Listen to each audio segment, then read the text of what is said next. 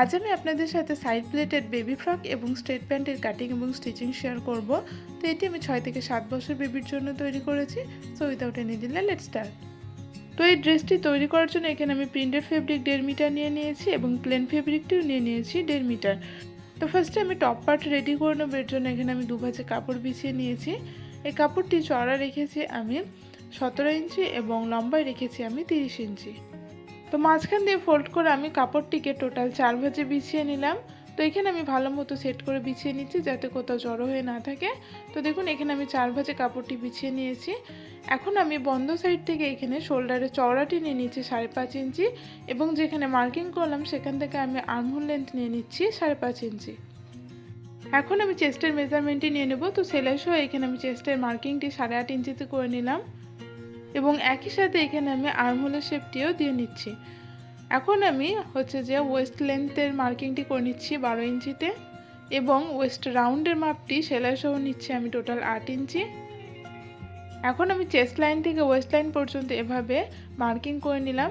এখন আমি গলার মেজারমেন্টটি মার্কিং করে নিচ্ছি। তো এখানে আমি গলার চওড়া নিচ্ছি 2.5 ইঞ্চি এবং সামনের গলার ডিপ নিচ্ছি আমি 3 ইঞ্চি এবং ব্যাক গলার ডিপ নিচ্ছি আমি 2 ইঞ্চি। দেন এভাবে একটি বক্স করে এখানে আমি রাউন্ড শেপ ড্র করে নিচ্ছি।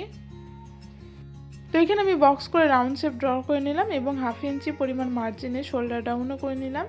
এখন আমি কাটিং করে নিচ্ছি। তো ফার্স্টে এখানে আমি ব্যাক পার্টের কাটিং করে নিচ্ছি।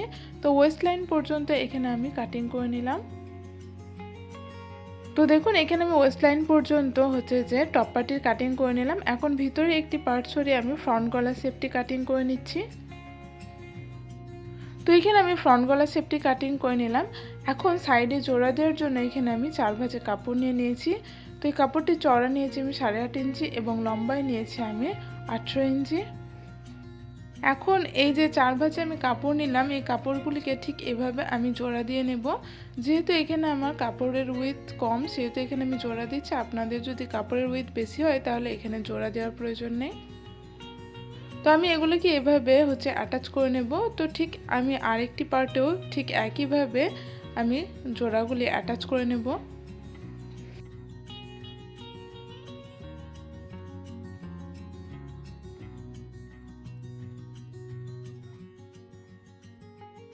তো এখানে আমি দুটো পার্টই সাইডের জোড়াগুলি দিয়ে নিলাম। এখন আমি এই পার্টগুলিকে ভালো মতো সেট করে বিছিয়ে নিচ্ছি।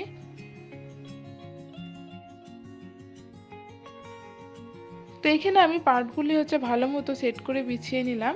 এখন ওয়েস্ট রাউন্ডের যে মার্কিংটি আছে সেটি আমি ভালো মতো ডার্ক করে নিলাম যাতে বুঝতে সুবিধা হয় এবং বন্ধ সাইড থেকে 3.5 ইঞ্চিতে মার্কিং করলাম এবং 3.5 ইঞ্চি পর্যন্ত মার্কিং যেটা করলাম সেখান পর্যন্ত আমি এইভাবে কাট বসিয়ে দিলাম। তো এখানে আমি কাট বসিয়ে দিলাম। এখন যে কাপড়টি আমি জোড়া দিয়েছি সেই কাপড়টি ওয়েস্টের মাপ অনুযায়ী আমি এভাবে অ্যাডজাস্ট করে কুচি তৈরি করে নেব। তো এভাবেই সাইডে যে কাপড়টি আমরা অ্যাটাচ করলাম সেটি এভাবে ওয়েস্টের মাপ অনুযায়ী এভাবে আমরা কুচি করে নেব। তো এখানে আমি পিন অ্যাটাচ করে নিলাম। ঠিক একইভাবে আমি বাকি সাইডগুলো যে কুচি করে নেব।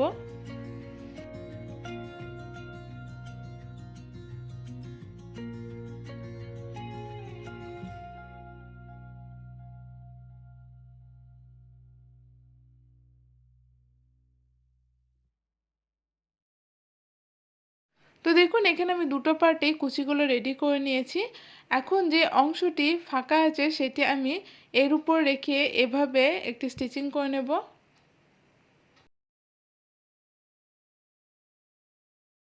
তো এখানে আমি দুটো পার্টই রেডি করে নিয়েছি।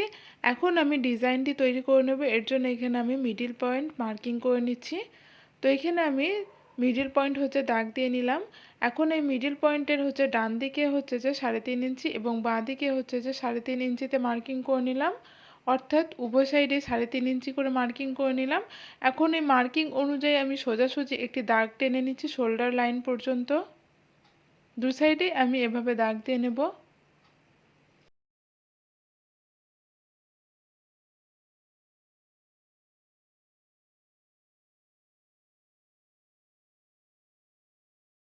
এখন প্যান্টের যে ফেব্রিকটি ছিল সেখান থেকে আমি 2 ইঞ্চি চওড়া একটি স্ট্রিপ কাটিং করে নিয়েছি। এখন স্ট্রিপটিকে এভাবে দু সাইডে ফোল্ড করে দেন মাঝখানে আবার একটি ফোল্ড করে এভাবে আমি তৈরি করে নেব। দেন এভাবে আমি স্ট্রিপটিকে হচ্ছে যে রেখে টপটির মধ্যে স্টিচিং করে নেব। তো এখানে আমি এভাবে স্ট্রিপটিকে রেখে হচ্ছে দু সাইডে স্টিচিং করে নেব। তো এখানে আমি হচ্ছে রেডি করে নিয়েছি, ঠিক একইভাবে আমি আরেকটি পার্টও রেডি করে নিয়েছি।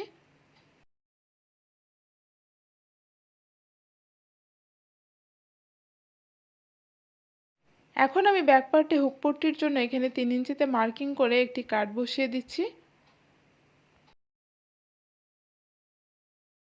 তো এখানে আমি হুক পট্টির জন্য এখানে কাট বসিয়ে দিয়েছি। এখন 2.5 ইঞ্চি চওড়া এবং 4.5 ইঞ্চি লম্বা একটি স্ট্রিপ নিয়ে নিয়েছি এবং স্ট্রিপটি হচ্ছে হুক পট্টির কাট অনুযায়ী হচ্ছে যে কাট বসিয়ে দিলাম। এখন এই স্ট্রিপটিকে আমি উল্টো করে উপর রেখে হচ্ছে যে একটি স্টিচিং করে নেব। তো এখানে আমি স্টিচিং করে নিয়েছি, এখন আমি ছোট ছোট কাট বসিয়ে দিচ্ছি। তো এখানে আমি কাট বসিয়ে দিলাম। এখন এই স্ট্রিপটিকে আমি ব্যাক সাইডে এভাবে টার্ন করে নিচ্ছি। তো এভাবে টার্ন করে উপরে একটি টপ স্টিচ করে নেব এবং ব্যাক সাইডে স্ট্রিপটিকে ডবল ফোল্ড করে স্টিচিং করে নেব এভাবে।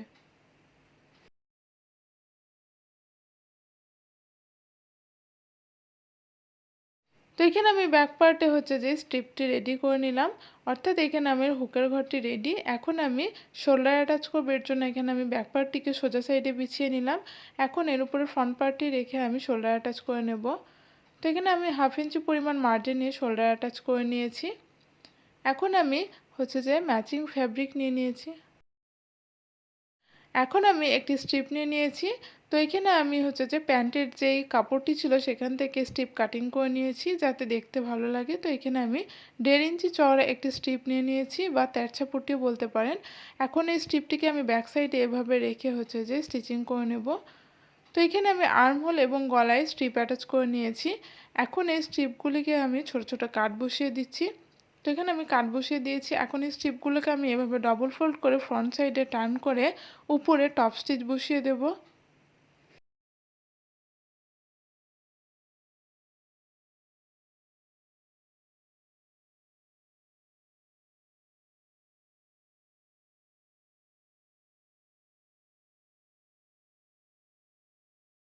তো এখানে আমি গলায় এবং আর্মহোলে স্ট্রিপ অ্যাটাচ করে নিয়েছি। এখন আমি বেবির বডির মেজারমেন্ট অনুযায়ী সাইড ফিটিংস করে নেব। তো এখানে আমি দু সাইডে সাইড ফিটিংস করে নেব।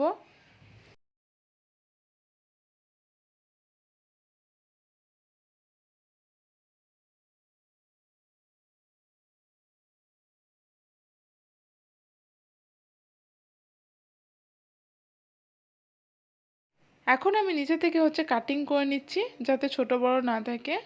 দেন আমি তারপরে এভাবে ডবল ফোল্ড করে গোটা রাউন্ডে স্টিচিং করে নেব।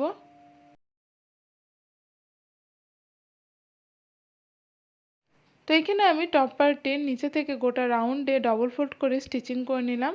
তো এখানে আমার টপ পার্টের কাটিং এবং স্টিচিং কমপ্লিট।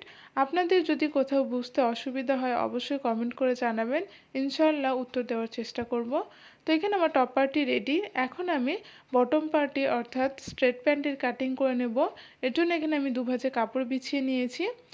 তো এই কাপড়টির লম্বা নিয়েছি আমি 30 ইঞ্চি এবং চওড়াই নিয়েছি আমি 22 ইঞ্চি।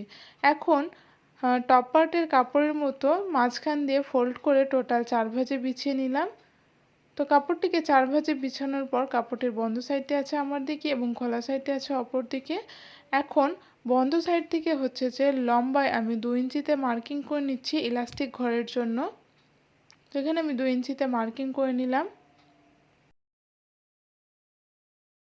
এখন আসনের লেন্থটি নিয়ে নিচ্ছি, অর্থাৎ 2 ইঞ্চি যে মার্কিং করলাম তার নিচে থেকে 9 ইঞ্চিতে লেন্থে মার্কিং করে নিলাম এবং চওড়ায় 1.5 ইঞ্চি নিয়ে আমি আসনের শেপটি দিয়ে নিলাম। এখানে আমি সোজা দাগ দিয়ে নিলাম যাতে মার্কিং করার সময় সুবিধা হয়। এখন আমি নিচে থেকে হচ্ছে কাপড়ের সেন্টার মার্কিং করলাম এবং সেন্টার মার্কিং করার পরে সেন্টার থেকে বাঁ সাইডে 3.5 ইঞ্চি এবং ডান সাইডে 3.5 ইঞ্চিতে মার্কিং করে এভাবে আমি একটি শেপ দিয়ে হচ্ছে যে মার্কিং করে নিচ্ছি। তো এখানে আমি কার্ভ স্কেল ইউজ করছি। তো এখানে আপনারা স্কেল ইউজ করলেই বেশি ভালো হয়। তো এখানে আমি হচ্ছে যে কার্ভ শেপটি দিয়ে নিলাম। এখন আমি নিচে থেকে 1 ইঞ্চি পরিমাণ মার্কিং করে নিচ্ছি বটম পার্ট ফোল্ডিংয়ের জন্য।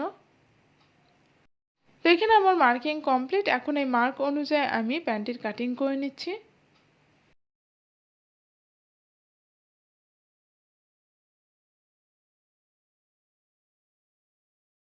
তো এখানে আমি কাটিং করে নিয়েছি। এখন আমি আসনগুলো স্টিচিং করে নেব। তো 1/2 ইঞ্চি পরিমাণ মার্জিন এখানে আমি আসন স্টিচ করে নেব। তো এখানে আমি আসনগুলো স্টিচ করে নিয়েছি।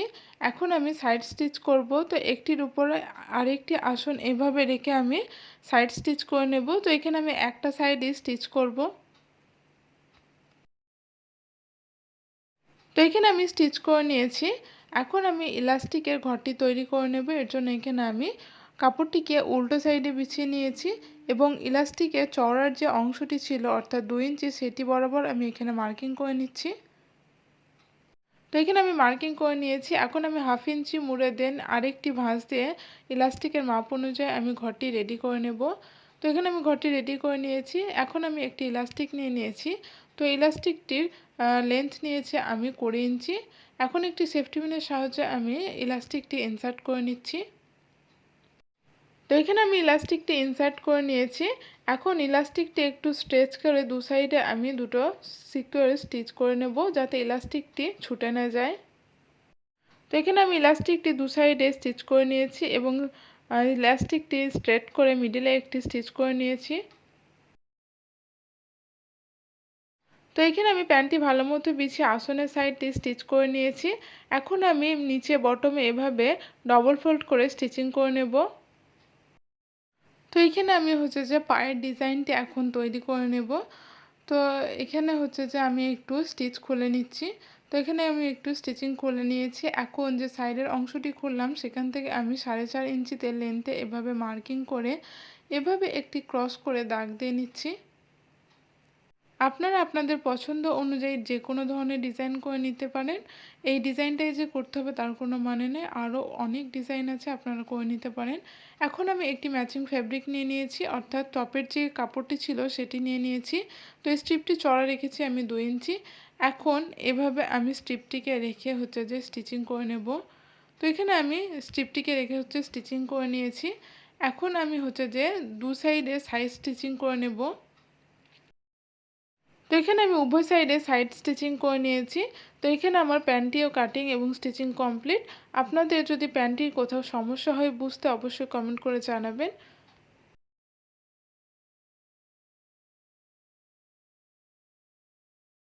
তো এখানে আমার আজকের বেবি ড্রেসটির কাটিং এবং স্টিচিং কমপ্লিট। ভিডিওটি কেমন লাগলো অবশ্যই কমেন্ট করে জানাবেন। ভিডিওটি ভালো লাগলে ভিডিওটিকে একটি লাইক করে দেবেন। দেখা হচ্ছে নেক্সট ভিডিওতে। টাটা।